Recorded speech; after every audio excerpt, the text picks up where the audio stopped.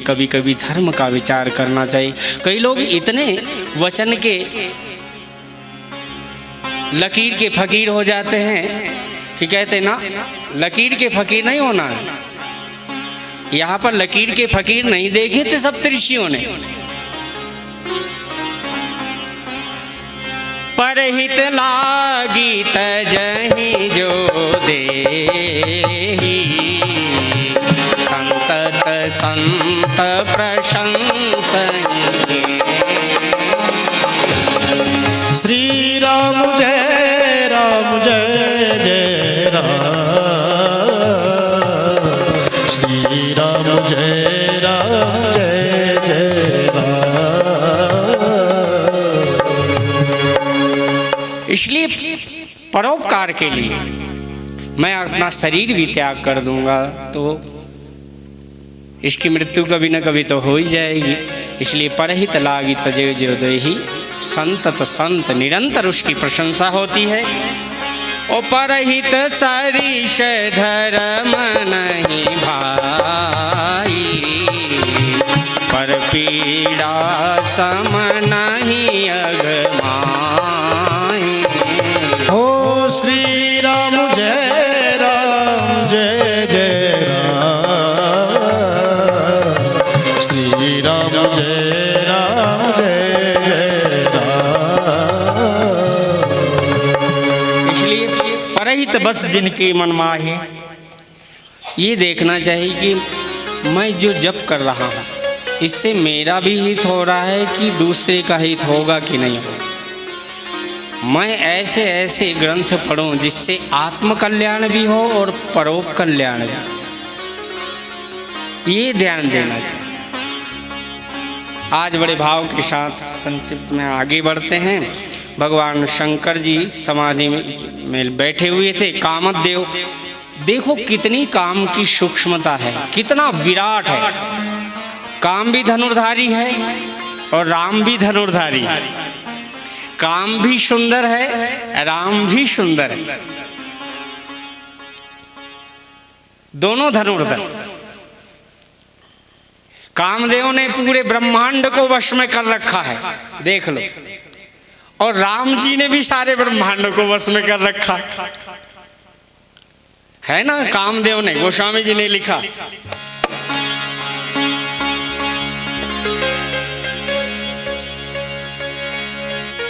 नदी उमगी अम्बुध कहूँ धाई, संगम करहि तालाब तराई। हो श्री राम जय राम जय जय राम, श्री राम जय राम जय जय राम। जहाँ असी दशा जड़न के वर्णी को कही सकही सचेतन करन, पशु पक्षी नभ जल थल जारी, भय काम बस समय विचारी। मदन अंध व्याकुल सब लोका, निस दिन नहीं अवलोकहि होका। अरे राम राम, मदन अंध व्याकुल सब लोक लोकांतरों का नाम लिख दिया गोस्वामी। निश दिन नहीं, लेकिन राम और काम देखो, दोनों का भेद कब खुलता है। रामचरितमानस का सिद्धांत कहता है भगवान शिव के तीसरा नेत्र जब खुलता है तो काम भस्म हो जाता है। काम ने सारे बाण चला दिए शिव के ऊपर, लेकिन शिव जी की अचल समाधि नहीं टूटी। अब इधर जो है ना, कामदेव ने सब कुछ बंद करवा दिया और धनुष पर बाण प्रत्यंचा लेकर के भगवान के हृदय, शिव के हृदय का लक्ष्य करते हुए जब बाण संधान किया तो भगवान शिव के हृदय में जब काम का बाण लगा, शिव जी का सौम्य रूप जो है ना, क्रोध में समाधि टूट करके उन्होंने कहा मेरी समाधि में विघ्न किसने की। चारों तरफ दो आंख से देखते कोई दिखाई दिया। भगवान शिव ने तीसरा नेत्र जब खोला, जब तीसरा नेत्र खोलते ही सामने काम बैठा हुआ था, भस्म हो गया। तब शिव तीसर नैन उगारा, चितवत काम भयं जरि सारा। हाहाकार भयं जगवाए, हाँ? डर पे सुर भय असुर सुखारी। कामदेव भस्म हो गया, अब क्या? साधक लोग बड़े प्रसन्न हो गए कि अब साधना, काम मर गया तो साधना ठीक होगी, यही विघ्न था। और वही भगवान शंकर जब राम जी को देखने आए और राम जी को जब देखने लग गए तो शंकर जी ने तीसरा नेत्र नहीं खोला, उन्होंने तो 15 नेत्र खोल दिए अपने। वो स्वामी जी ने लिखे, शंकर राम रूप जब जो है, शंकर राम रूप जब जो है, नयन पंच दशयति प्रिय लागे, शंकर राम रूप अनुरागे। राम जी के स्वरूप को जब देखने लग गए तो 15 नेत्र जो है ना, एक नेत्र तीसरा एक नेत्र खोलते ना एक सिर का, तो काम भस्म हो जाता। और राम को 15 नेत्र से देख रहे हैं, लेकिन राम अनुराग भर गया, 15 नेत्रों से अश्रुपात होने लग गया। ये राम और काम में भिन्नता। तो भगवान शिव का तीसरा नेत्र चितवत, जब मन बुद्धि और चित्त, इसलिए संत लोगों ने क्या कहा, चितवत पंथ रहा दिन राति। देखिए, अहंकार शिव बुद्धि अजय मन शशि चित्त महान, मनुज वास सचराचर रूप राम भगवान। इसको कहते हैं चितवत हो जाना।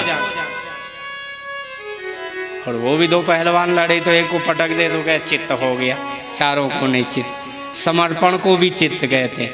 लेकिन जो मन बुद्धि और चित्त निर्विकल, मन से परे, मनसत्व कहा अर्जुन ने, चंचलम ही मनः कृष्ण प्रमादिक बलभद्रणम तस्याहम निग्रहम वायुरेव दुष्करम।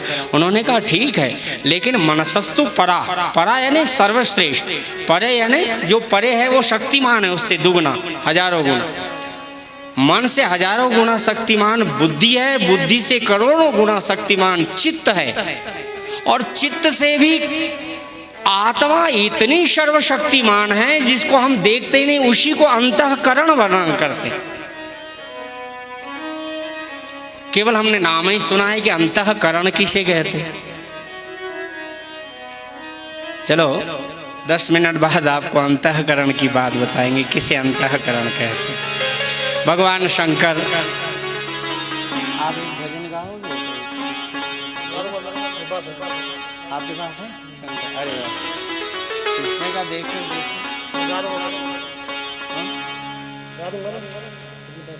आप इसमें से देख कर गा देता, मेरा थोड़ा या पेट दुखता। नहीं बात आप में नहीं, आप ही गा दो। अभी गा दो।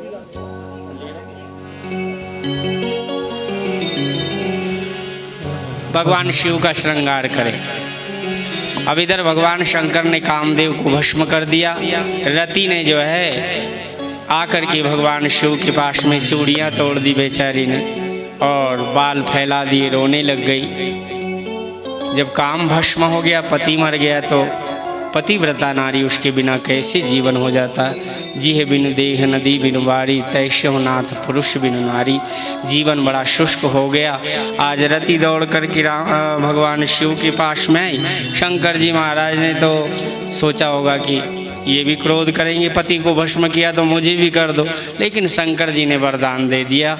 उन्होंने कहा कि हे रति, अब तेरा पति का नाम अनंग होकर सबके शरीर में व्याप्त हो जाएगा। रोदति बदति बहु भांतु करुणा, करति शंकर वहीं गई। प्रभु आशुतोष कृपालु अवला, निरखि शिव वो प्रेषही। भगवान शंकर ने को दया बड़ी आती, इसलिए कर्पूर गौरम करुणा अवतार। शंकर के समान कोई करुणा का अवतार नहीं। तीनों लोग इतनी जल्दी द्रवित होते हैं, जो मांगे वो दे देते। अगर भगवान को मांगे ना, इसलिए 7 दिन तक महाराज श्री 7 दिन तक भाभी ने डांट दिया। भाभियाँ तो होती जे तेज, कभी कभी देवरों पर अपना जोर चला ही लेती हैं छोटे होते। तो भाभी ने कह दिया, यहाँ क्या पड़ा पड़ा, कोई काम करता नहीं, बाल्टी भर पानी नहीं भर कर देते और कोई सहारा करता नहीं, कम से कम झाड़ू लगा जो कुछ तो मेरा सहायता कर। भाभी ने डांट डूट करके कहा, जब देखो तब यहाँ पड़ा रहता है और 2-4 भिखारियों को और ले आता है, इधर उधर से और गुटरा करके, जैसे महाराज जी ले आए कि भाई आ जाओ, कथा हो रही तो भोजन बना, खा पी कर जाए। उन्होंने कहा बहती गंगा में हाथ धो, इन्हीं की तो यही है, घर में चाहे एक का भोजन हो 10 को बुला कर ले आएगी, फिर व्यवस्था करने में जुट जाएगी। तो भाभी ने डांट दिया, जहाँ देखो यहाँ कंगलों को उठा करके ले आते हो, ये टीका चंदन लगाने वालों को बुलाकर करताल बजाता रहता है यहाँ पर, जा निकल जाए यहाँ से, नहीं तो कुछ कर धर। तो जाकर शंकर जी के खंडहर मंदिर पड़ा था गांव के बाहर में, तो नरसी भगत वहाँ जाकर सो गए, और सो गए तो 7 दिन तक सोए रहे। शंकर जी को बड़ी दया है। पार्वती जी ने कहा, अरे एक जमादार भी हो, गरीब भी हो, कंगड़ा भी हो, उसके यहाँ पर कुत्ता भी बैठा रहे ना, तो उस पर भी दया आ जाती कि यार चलो 4 रोटी मैंने खा ली, एक टुकड़ा तो कुत्ते को फेंक दूँ। जब हर जीव के अंदर करुणा और दया है तो हे भगवान शिव, तुम्हें नहीं दया आती? पार्वती जी ने उनको झकझोर दिया, डांटा शंकर जी को, कहा देखो ना 7 दिन हो गए यहाँ बेचारा भूखा और प्यासा पड़ा हुआ है। शंकर जी ने कहा चल ना माने तो। शंकर जी आ गए, कहे भैया वरदान मांग, क्या चाहता है, मैं प्रसन्न हूँ। ये हमारी देवी जी मानती नहीं, कहते महाराज मेरे को क्या चाहिए, जो तुमको सबसे अच्छा लगे वो ही दे दो। शंकर जी ने कहा कि भाई मेरे को सबसे अच्छे तो मेरी श्री जी और कन्हैया वृंदावन धाम ही अच्छा लगता है, चल मैं भी साड़ी पहन लूँ।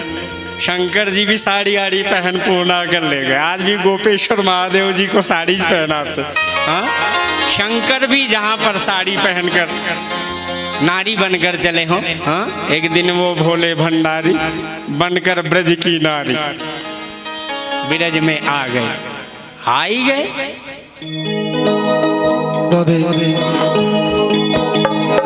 पार्वती से बोले चलूंगा तेरे साथ में, राधा संग श्याम नाचे हो, राधा संग श्याम नाचे, आज मैं भी नचूंगा तेरे साथ में। रास रचे गोब्रज में भारी, रास रचे गोब्रज में भारी, हमें दिखाना प्यारी रास में आ गए हैं, वृंदावन आ गए हैं।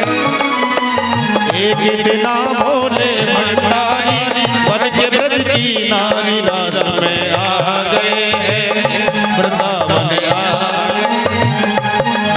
अरे पार्वती जी मना के हारी, पार्वती जी मना के हारी, ना माने त्रिपुरारी, रास में आ गए हैं, वृंदावन आ गए हैं। ओ एक दिना भोले भंडारी, एक दिना भोले भंडारी बन के ब्रज की नारी, रास में आ गए हैं, वृंदावन आ गए हैं।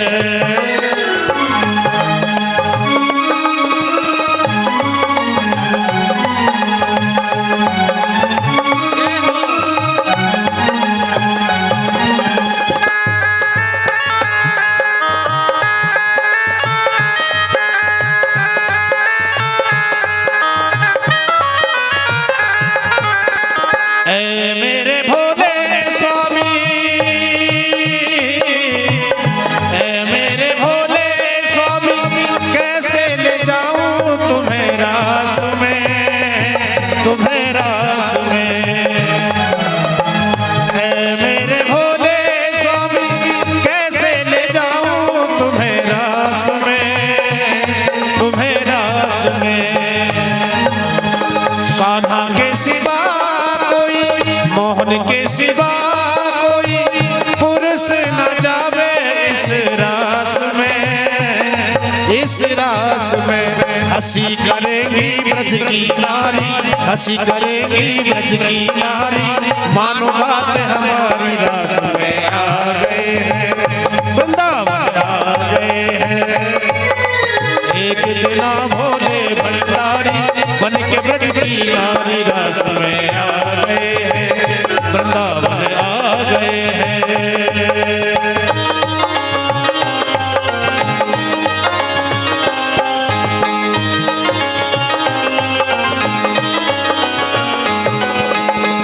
ऐसा बना दो मुझको कोई न जाने इस राज को, इस राज को। ऐसा बना दो मुझको कोई न जाने इस राज को, इस राज को। मैं हूँ सहेली तेरी, मैं हूँ सहेली तेरी, ऐसा बताना ब्रजराज को, ब्रजराज को। मैं हूँ सहेली तेरी, ऐसा बताना ब्रजराज को, ब्रजराज को। लगा के बिंदिया पहन के साड़ी, लगा के बिंदिया पहन के साड़ी, चाल चले मत वाली रास में आ गए हैं, वृंदावन आ गए हैं। एक दिना भोले भंडारी बन के ब्रज की नारी रास में आ गए हैं, वृंदावन आ गए हैं।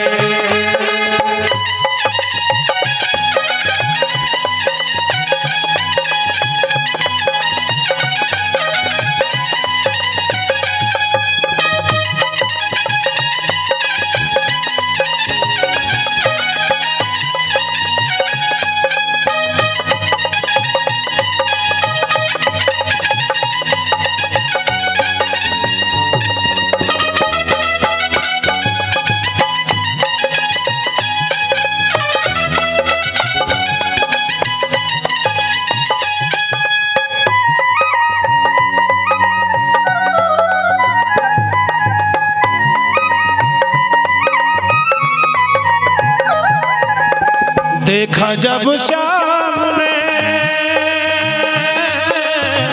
देखा जब श्याम ने, समझ गए हैं सब राज रे, सब राज रे।